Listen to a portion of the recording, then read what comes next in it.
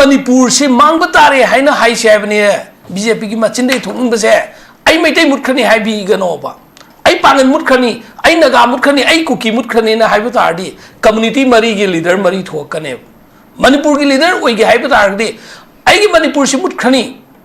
आई मणिपुर की leader Moina Manipur प्रजा मुटखनी drug थारकपना drug जोलकपना खुदिंगमक तौकपना उमंग कुकथोरकपना मुटखदोइसे मणिपुर की प्रजा मुटखनी हाइबियो मणिपुर की प्रजा ने मुटखदोइसे मणिपुर प्रजा ने अवाब तादोइसे इंडिया की प्रजा अवाब तादोइने अखोइसे मणिपुर से इंडिया की पार्ट अमक ओइख्रेबो अदु हाइबियो आई न पार्ट नो आई जतम साइड साइ इंटरप्शन तौजदे को इसाना मैतै मुटखनी ने सुम हाइब तारगदी अतोप जाति सिंह कई फाउगदगे अनि सोक्ति अखोइगे मणिपुरी हाइब फुरुप से नसी सही लिसिंग क्या लाइक मणिपुरी हाइब जाति से मसी मुटखनी मसी मुत नंगाइ दमक्तनी अखोइने तौरिसे सरकार सिंह तौरिसे हाइसेबा अदुदा सपोर्ट तौरोइदबा कनासु लैतेबा कांग्रेस ने यादब्रोबा बीजेपी सरकार ओरगसु साइगी उमंग कोकथोकबा यारोय ड्रग थाबा यारोय अदु तौबा यारोय हाइबसी कांग्रेस न थिंग्ब्रबा कांग्रेस मतम ड्रग फाबदी सेंट्रल एजेंसी दे सिनै बीजेपी की मतम द फाबदी सिनब्रो सिनबदी लारना थिगतुबा आयो भावबा कमाय तौबिखिगेबा खांगी दुनियाबा कैदोरगे अदु मसा मसागी अदु मिपुं खुदिंगमखि नतेको पार्टिकुलर पावर पाइब मिसिंदुना तौरिन एखोइ याम हायरोइगेबदो हौजिक लाइबे इशूसिदा ngसाइगी ममांगदा हाइबिरेबा जातोम जाना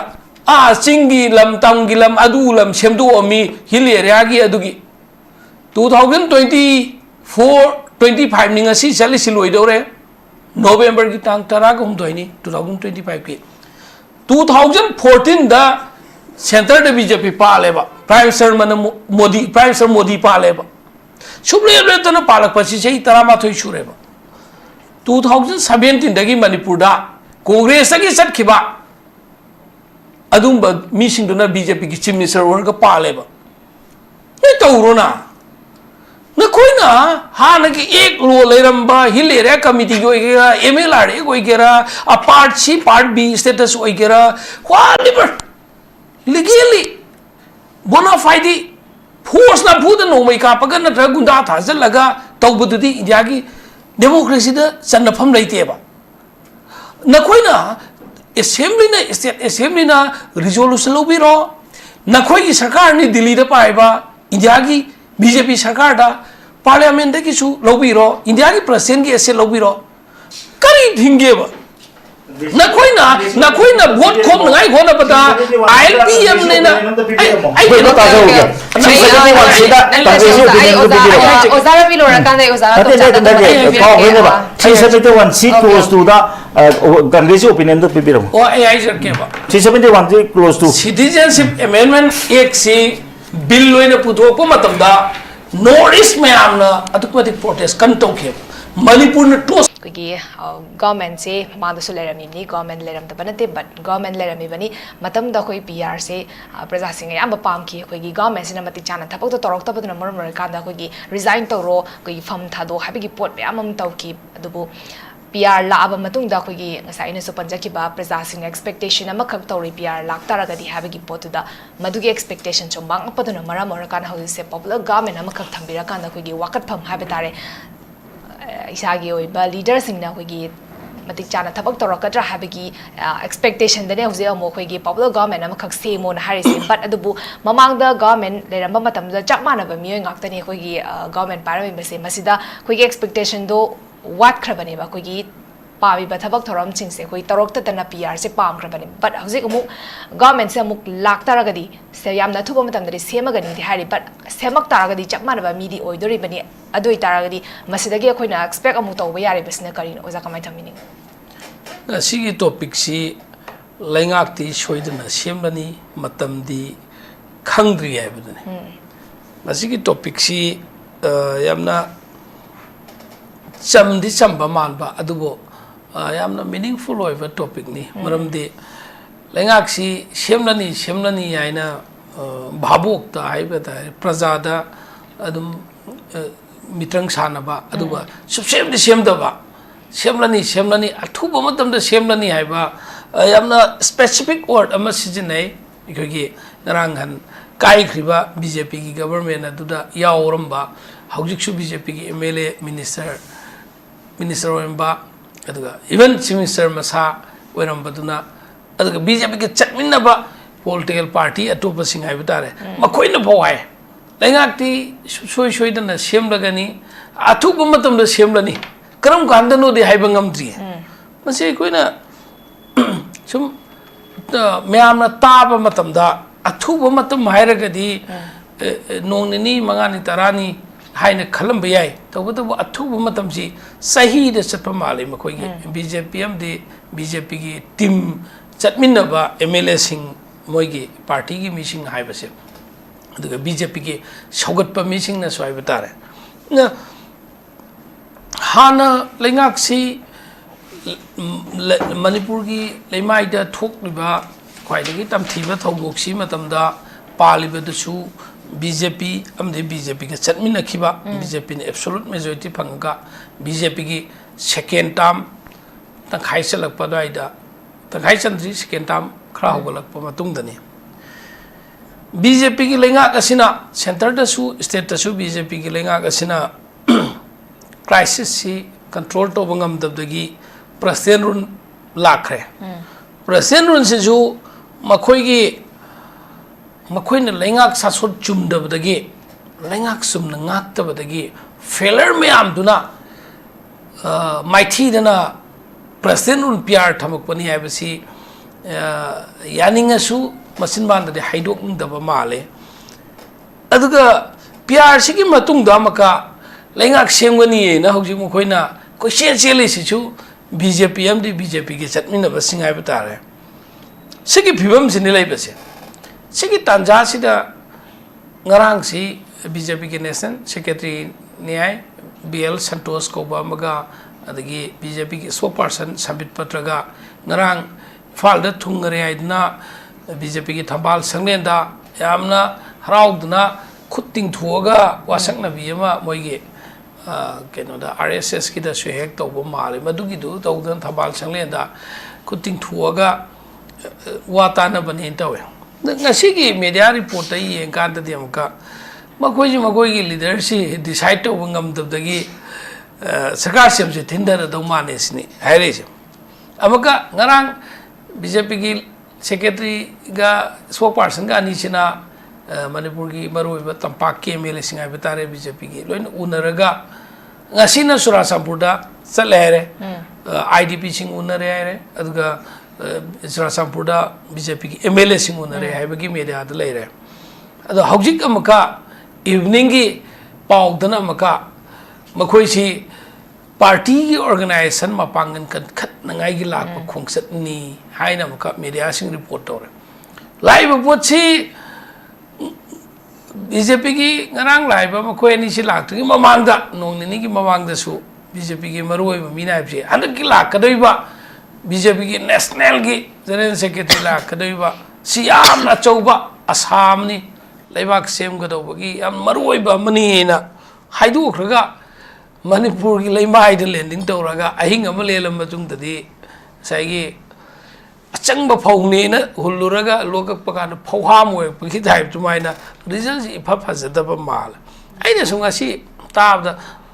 मखोइगी missing दुमाइनाबदा ngarang laiba aikogi BL Santos ka sambit pataga si hanak laiba November sigi tang kun swaida kun do oibiyai subject to confirmation correction RSS Rashtra Swayam Sevak aina BJP gi yamna mapangal laiba military wing haigadra army wing haigadra natragana defense wing haigadra yamna मकोइना शक्ति ले याइना खलिबा अदुबा RSS अदुगी लुसिंगबा Mohan भगत आइबदो महाक्सी टांग कुंदा लाकदौरी हाइना मदुमा पाउताई मदु लाकपदुगी दमक्ता party की organisation सिंगी मीसिंगसी मचोई तोंगान बा MLA सिंगना तोंगान party की organisation की मीसिंगना तोंगान सुमाइ लैबसी खोमजन दासन नंगाइगी एडवांस टीम मोइना मकोइसी एडवांस टीम होइना लाकपा नि हाइना ताई चुम्ब्रा लानब्रा दी डेट लाइव डेट 20 दा मोहन भगत तो लागद एदम खंग बतारे अना बीजेपी ना लाकपसी असामद पुरक अंबने न खलमगा रिजल्ट सी मणिपुर की एमएलए सिंह उनब मतम एमएलए सिंह की मोची येंब मतम दा इसा सानदबदगी सोनगी मथंगी कनो सिओइना खल्लब जाला अदुनी अदुमाइना आरएसएस की मपांगन नमा बेस केम अमा मणिपुर आरएसएस की ऑफिस लैदना संगादना आरएसएस की एक्टिविटीज तौरे हैबसी मैम उनै आरएसएस कनानो करीनो मैम खंगनबन हंगना हाइरुद्रगसो मणिपुर की सोइल सिदा अदुगी मपांगन हेन कन गाइगे तौरकपसी ओइब तारगदी अखोई मणिपुर की सी करी ओइगद्रा हाइबदुनी अदो लूरिबसी बीजेपी की वंगांग लुई हाइब तारे वंगांग लुई दी ngasi बीजेपी नी हाइना सेल्फ इंट्रोड्यूस तौरगा अमत हेक थोक्तबसी था फने हम कुइरब्रा हाइना खले अदो बीजेपी सी मोय अनोब सकलोन अमा बीजेपी दी नत्रगना बीजेपी की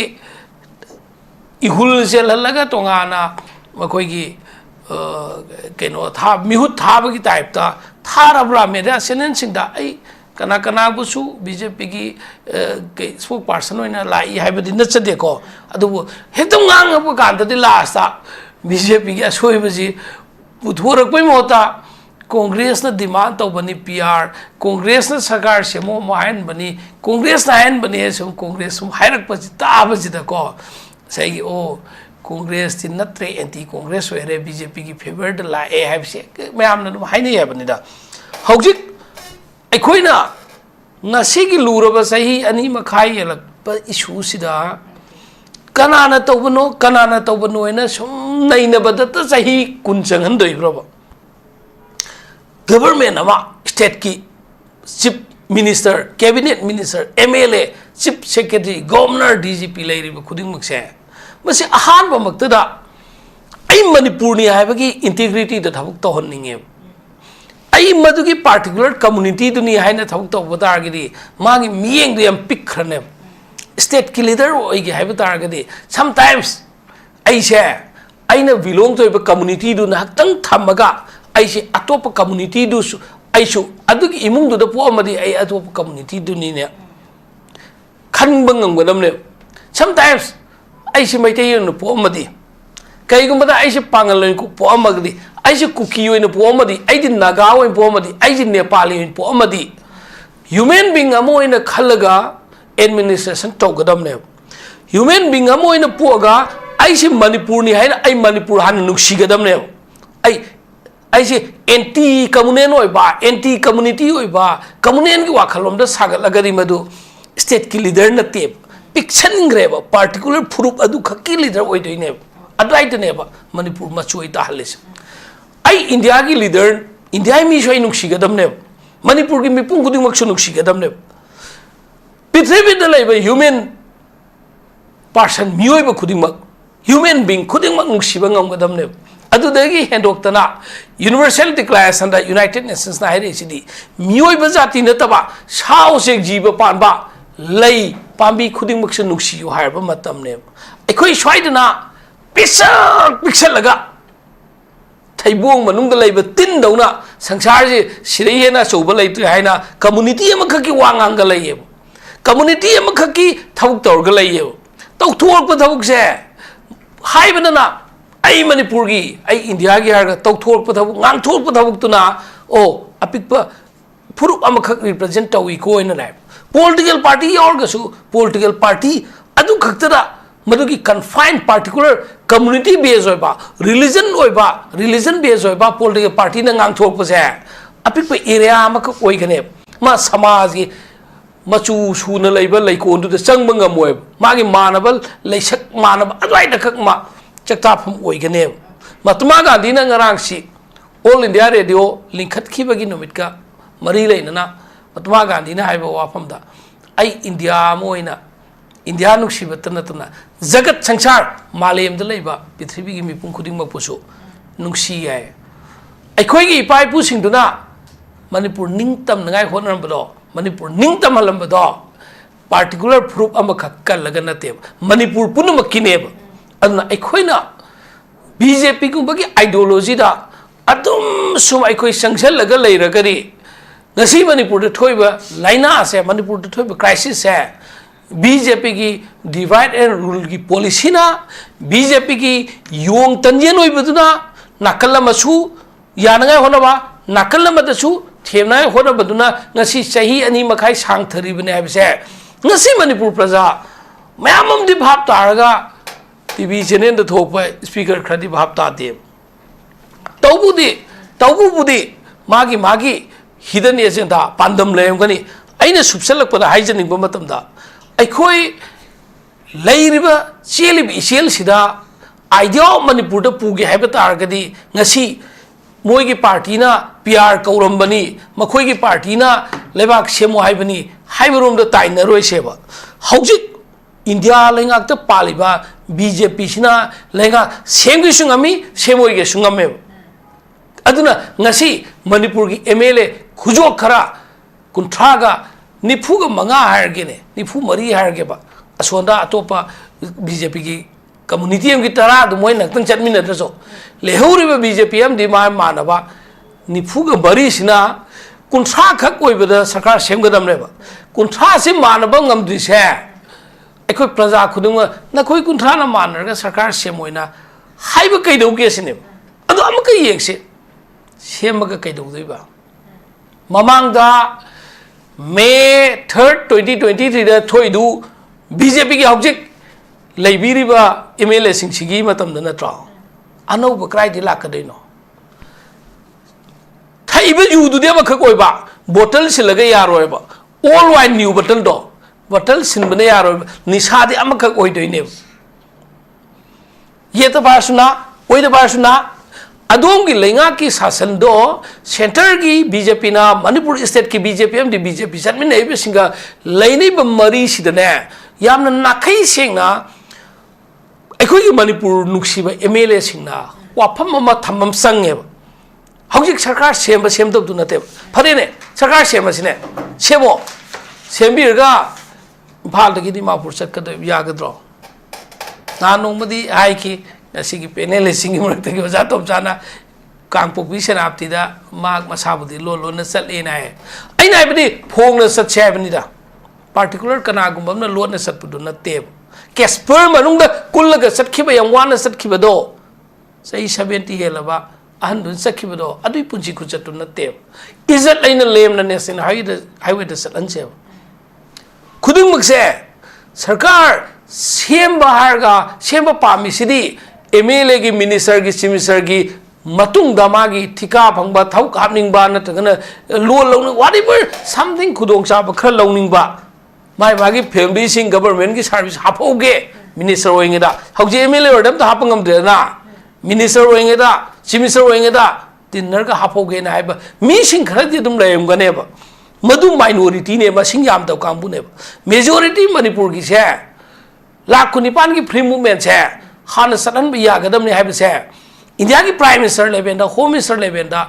मणिपुर की गवर्नर से इंडिया की प्रेसिडेंट थमीबनेबा प्रेसिडेंट की वाफमबू तुंगोइना लिबा इम्फाल कांगपुपी यौद लंबी थिंगबस कांगपुपी चलन बंगमद्रिबसिना सरकार से करी कानदइनो हामनिदा हाना अदु ओइबा तारगदी Pragyan हाइदिसे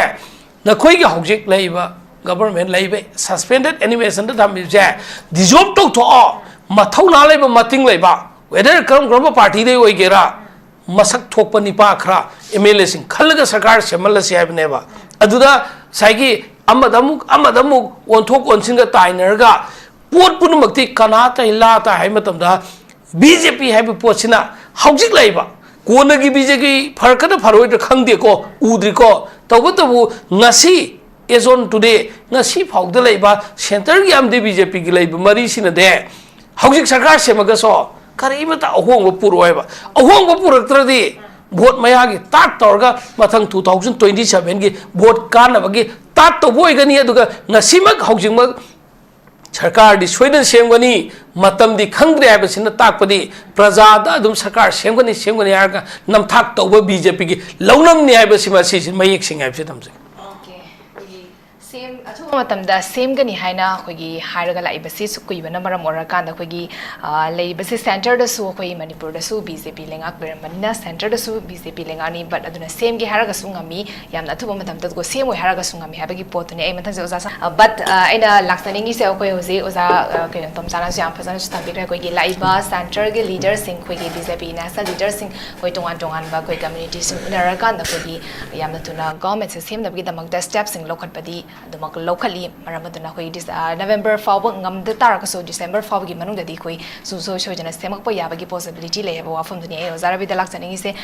December faw gi manung da semak da tar ga di khoi gi 2027 election lai banina khoi gi election gi ba mang da mo khoina lengak pai ga dori se only 1 year khak ngai dori badi but adubo lak chani gi ba question di khoi gi khoi government sida gi khoi expectation yam na mang khra ba gi post da khanga ga su lai de adubo hojik kari gumba amok government se semak tar ga di masida khoi gi 27 की election की मांगोइन ना election की मरी लेना कोई सेमक ओइबा याबगी possibility Lebra coin मसिदगिसु कोई थाजबसे मणिपुर की इशू सिगा हाबे तारे मणिपुरी क्राइसिस सिगा मरी लेना हाबे तारे मसिदगी कोई थाजबसे लेतेना खनबिब्रा कमाय थमिनिगे कोई की यामना मरु ओइबा सजेशन पीजबने कोई पेनलिस्टिंग की मरक्तगी सो होय आइना हाइबदुना कांग्रेस ना हाइबने ने खलगसु कोई येत फंबीबा जासांता यूसेंग जनरल सेक्रेटरी ने हाइरी सिटी यामना न्यूट्रल होइबा रियलिटी दो यामना हाइबने दुबो कोई जातुमसा याम तुमसा यामबसिना तेखातना कांग्रेस सावरे दुगो मा मसाना ngasiबुदी सेंग बाइडोक्सरे बीजेपी दे एफिलिएशन लेजबने एदो याय बीजेपी की एफिलिएशन लेरगा हाइबीबतो केसु काइदे तबो आई खोइना हाइबतुदी कांग्रेस की आइडियोलॉजी का बीजेपी की आइडियोलॉजी का खेनरिसना बीजेपी की आइडियोलॉजी ददी one religion one language one nation सुमाइना सतपने सेकुलरिज्म की क्वेश्चन याउदे साइगी बीजेपी की एफिलिएशन लाइबिरिबा जापुयाम तोमचाना सेकुलरिज्म दा बेस तौरगा बीजेपी सु सेकुलरिज्म जाबदोंना है बीजेपी ने सेकुलरिज्म जारमगदी गसी सिटीजनशिप अमेंडमेंट एक्ट पास तौरम लोय पार्टिकुलर कम्युनिटी में खंदोगा अतई खुदिंग मंगा संगन भाई इंडिया की सिटीजन पिथोइने गरांगन फावबा पिथोइने इंडिया द मसिंग देपतना मपान की कंट्री सिंग दे लाकपा अफगानिस्तान की पाकिस्तान की बांग्लादेश की लाकपा इंडिया सिटीजनशिप पीगनी ने लाउथोइदो अदोंगी बीजेपी ने नतब्रब अदुति मपान लेबाक्ते नतब्रब बर्मा दगी लाकपा मीसिंग हौजि फोबा हलन गिद्रेसे अदोंगी बीजेपी ने नतरबा कांग्रेस न पुसलप्रो कांग्रेस ना सिटीजनशिप पीने पास तौब्रब नसीदी आई मणिपुर से मांग तारे हाइना हाइसे हाइबने बीजेपी की मचिंदे थोंबसे आई मैतै मुटखनी हाइबीगनोबा आई पांगन मुटखनी आई नगा मुटखनी आई कुकी मुटखनी ना हाइबो तारदी कम्युनिटी मरी के लीडर मरी थोकने मणिपुर की लीडर ओइगे हाइबो तारदी आई की मणिपुर से मुटखनी आई मणिपुर की लीडर मोइना मणिपुर प्रजा मुटखनी ड्रग थारकपना ड्रग जोलकपना खुदिंगमक तौकपना उमंग कुक थोकपना मुटखदोइसे मणिपुर की प्रजा मुटखनी हाइबियो मणिपुर की प्रजा ने मुटखदोइसे मणिपुर प्रजा ने अवाब तादोइसे इंडिया की प्रजा अवाब तादोइने अखोइसे मणिपुर से इंडिया की पार्ट अमुक ओइख्रेबो अदु हाइबियो आई न पार्नो आई जतम साइदा साइ इंटरप्शन तौजदेको इसाना मैतै मुटखनी ने सुम हाइबो तारगदी अतोप जाति सिंग कै फाउगदगे अनि सोक्ति अखोइगे मणिपुरी हाइबो फुरुप से नसी सही लिसिंग क्या लाइक मणिपुरी हाइबो जाति से मसी मुटखनी मसी मुतनगाइ दमक्तनी अखोइने तौरिसे सरकार सिंग तौरिसे हाइसेबा अदुदा सपोर्ट तौरोइदबा कनासु लैतेबा कांग्रेस ने यादब्रोबा बीजेपी सरकार ओरगसु साइगी उमंग कोकथोक यारोय ड्रग थाबा यारोय अदु तौबा यारोय हाइबसी कांग्रेस ने थिंग्रबा कांग्रेस मतम ड्रग फाबदी सेंट्रल एजेंसी दे सिनै बीजेपी की मतम द फाबदी सिनब्रो सिनबदी लारना थिगतुबा आयो भावबा कमाय तौबिखिगेबा खंगी दुनियाबा कैदोरगे अदु मसा मसागी अदु मिपुंग खुदिंगमकी नतेको पार्टिकुलर पावर पाइबा मिसिंदुना तौरिन एखोय याम हायरोयगेबदो हौजिक लाइबा इशू सिदा ngasai gi mamang da haibiriba जातम जाना चिंगी लम तंगी लम अदु लम सेमदो अमी हिल एरिया की अदुगी 2024-25 नि ngasi chali siloi dore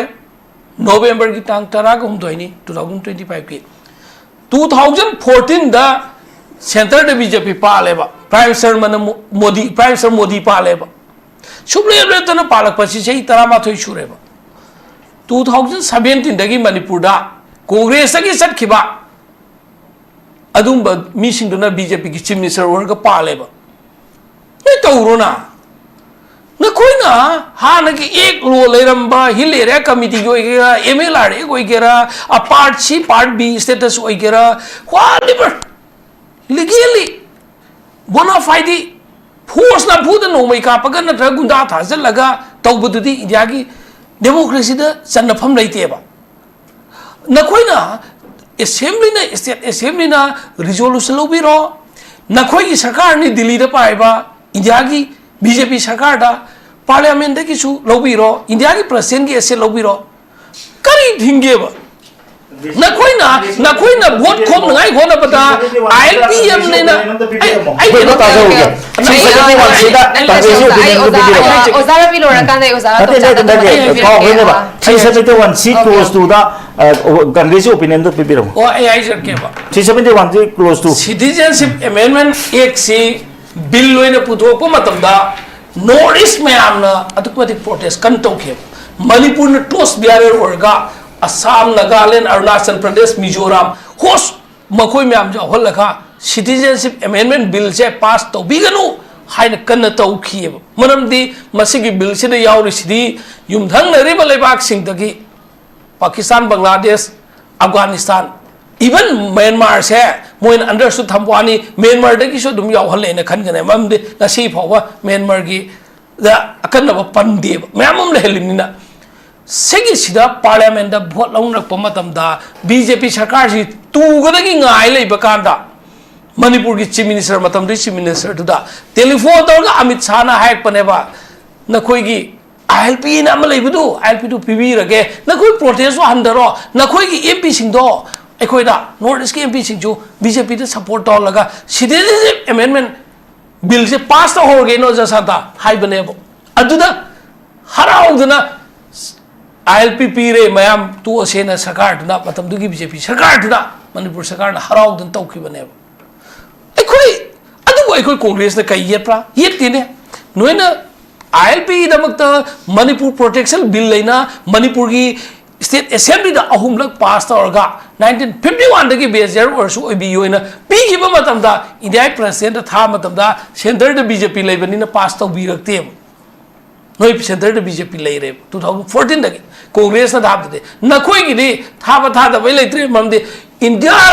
लेंगांग India ना अचौब डायमंड करोड़ मिलियन की फंगबनिना मणिपुर दा मिठाई मरु अमो हुंजलकपनेबा अदुगी वेट चो बैलेंस बै खोइ येंगमिनसेबा कई काने ngasi adugi ILP duna ngasi mitop jang pa thingma ngamba ngamagadi kai gi damakta manipur da mitop jange miya jange foreigner jange illegal immigrant jange atu ada aina law si kai gi no ILP duna ma thongna lai ba maya yo ba ILP wa magadi why ikoina TV da mitop jange na khabar da social media da kokcha tong khoi gi ngang na ri myam si ngang na pham thok pro ba chum da मपांगल लेबा असेंबा मया यावबा ILP दु लाखिदबा सेमदु ओबा नकोइना नसाइगी हाइबिरिदो जदम जाना कांग्रेस मतमदा कांग्रेस मतम नै power party नै चै तरा हेला सेमदु तबिदा housing नमका सरकार से सेमबगी उपाय से सुम लेतबदा नहान वाइन ngasa हाइबि दुनी बिहार की इलेक्शन अमुक अदुय अमुक अदाले नवेम्बर थासे सुसोय सोयदगी नसिना का December फाउ द December दो माल है रे अरे मसिगी सरकार सेम दबसे तोंगान हक थंबियोबा ngसाइगी इंडिया के प्रेसिडेंट की खुदांग द सलाइबा प्रेसिडेंट से असai हाइबिरि दुनेबा जा सातन सो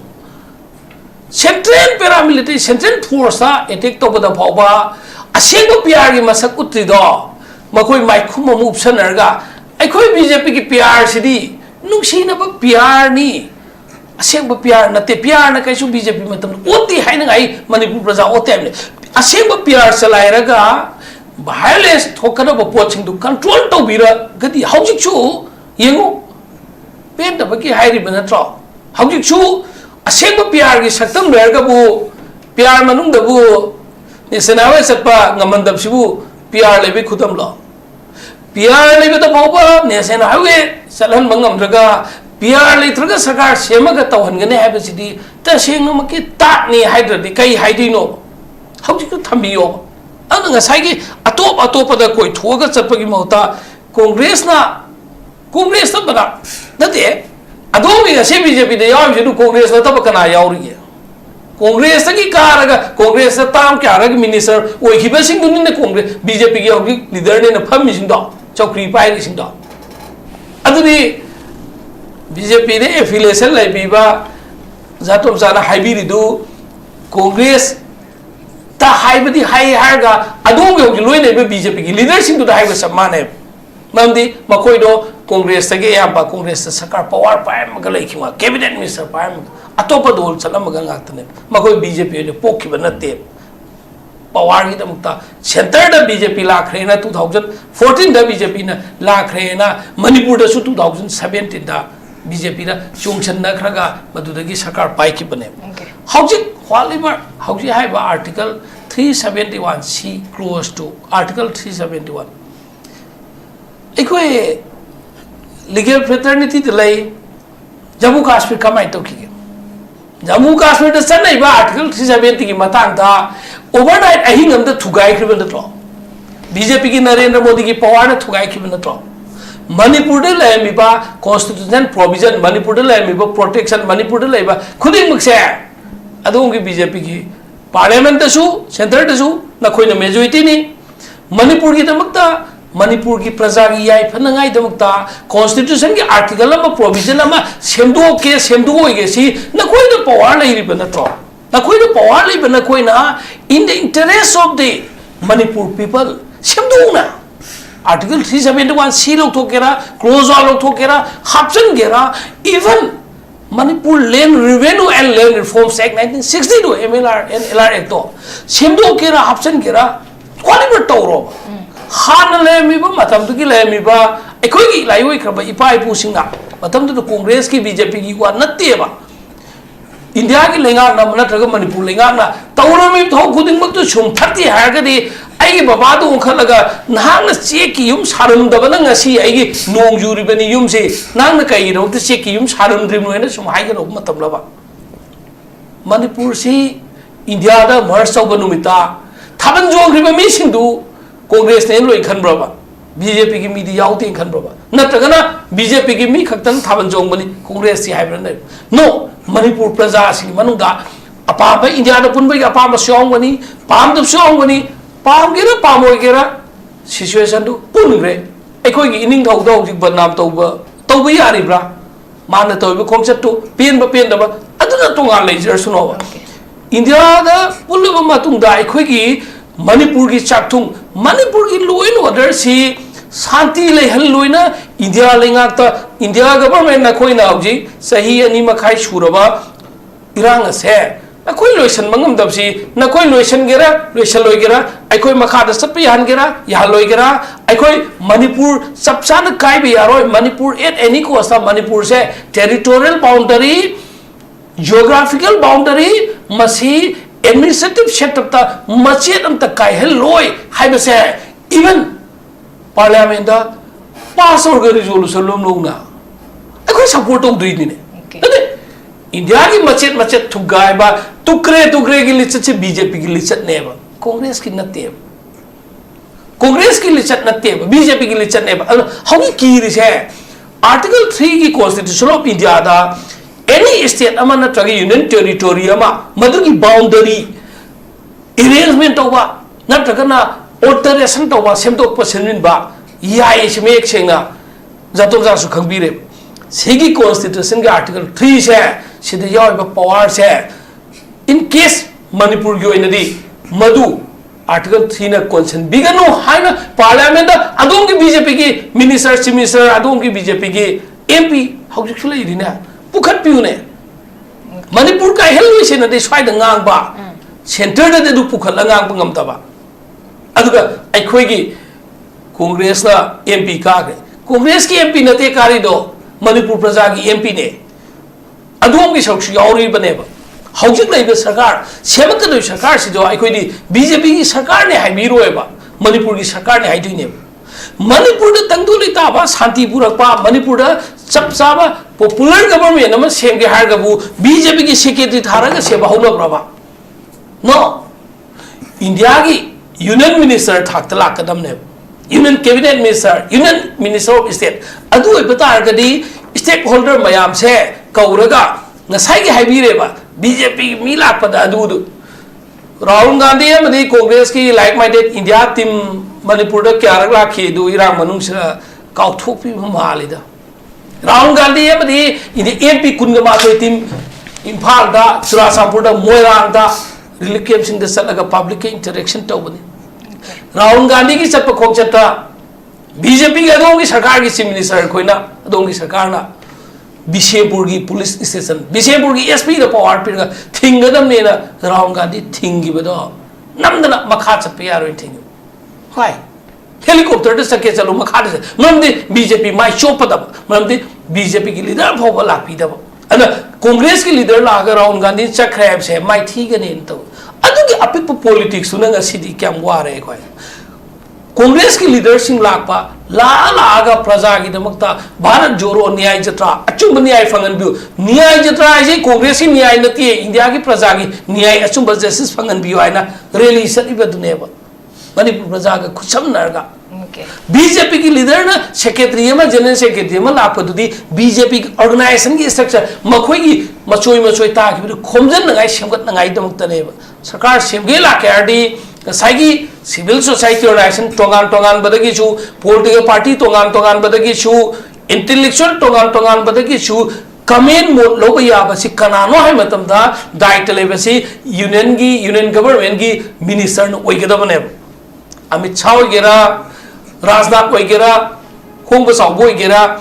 बीजेपी की सेक्रेटरी ना पॉलिटिकल पार्टी नतगे सिविल सोसाइटी में आपको बतारदी इंटेलेक्चुअल में आपको कमाइन चतोय मरमदि मखोइदि मखोइ की एजेंडा पार्टी की ने अब हौजिक लाइब खोंगचत से होय खलमबदी याय मणिपुर की लीडर सिंह बीजेपी के एमएलए मिनिस्टर ने ओरंबा सिंह लीडर सिंह ना सरकार सेमदौने ना ए सैमांग नाइजखबने यारगदी नोय लीडर में खलगदी सरकार सेबीरगे ने खलगा प्रपोजल तो पूरगा आदा दिल्ली दा मका होम मिनिस्टर दा बिरुदोइनी मखोइ या नौरे एक्स वाई जेड तुना लीडर ओबे यारे मोइसे सेबीरसे गायना खलम याय अदुदि लरना हौगिते पुन्ना पंपकांदा ngसाइगी मचेत मखोइ कुंथ्रा नि फुलेबसिदा कुंथ्रा खक्तंग मेजॉरिटी ओरगा पुनम ngमदबदगी मचेत ताबदगी अमग सेम ngमरोइदो फिबम लाकपदैदि अमका ए अखोइ ऑर्गेनाइजेशन की मथौ तो बोलापने है सोना मका हयेंग सिते 20 दंग साइगी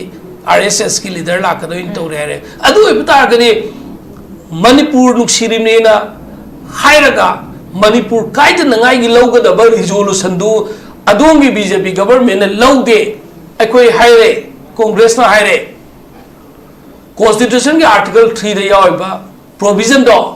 मणिपुर से नतगे एनी स्टेट अमा एनी यूनियन टेरिटोरी अमा पार्लियामेंट पास तौरगा एट एनी टाइम द थुगाइब ngame शगाइब ngame समजनब ngame मदगी पावर दो मणिपुर की दमक्तदी तौबिगनो आर्टिकल 3 सी मणिपुर द कोन्सननबिगनो इना अदोंगी बीजेपी की सो पर्सन ना बीजेपी की एफिलिएशन लेबना सिंपैथाइजर ना राय सभा की एमपी अदोंगी सु बीजेपी होगी लेरिने नदि पार्लियामेंट हाइबी याबा लेरिबा हाइहन बियो अदुगा पार्लियामेंट पुखतसेबा अखोइगिसु सपोर्ट तौगेबा अदु नतबिदा अखोइदे तसेंगनमकी थमोय यम सोकपा कम्युनिटी अमा खक्तबु यम नुंसिजबा सारगा मीडिया दा उबा मतमदा कांग्रेस ना मणिपुर नुंसिदबा मागनबा बीजेपी खक्तना पार्टिकुलर कम्युनिटी अमा नुंसिबगी मोंग तोरदे कम्युनिटी खुदिंगमकपु नुंसिमिनसे कम्युनिटी खुदिंगमकी लीडर ओइबियु हौजिकी लान की मतमसिदा आई कम्युनिटी खक्की ने खलगदी कम्युनिटी दु खक्की आई मवांग द साइज का लीडर ओइबिगनो मणिपुर की लीडर ओइबियु अदुगा तसेंगनमकी टीवी डिस्कशन दा थमोय सोकपीबदो असेंबगी ओइना थमोय सोकपीरगदी मणिपुर कन्सी है वाखल नो द बीजेपी ना अमुक्तंग वाखन ꯊꯝꯕꯤꯌꯨ ꯍꯥꯏꯕꯗꯣ ꯍꯥꯏꯖꯔꯤ Okay, am fazan thambi khro gi collective foina thabak tongmina bagi wakhal londuni ai loshilapa conclusion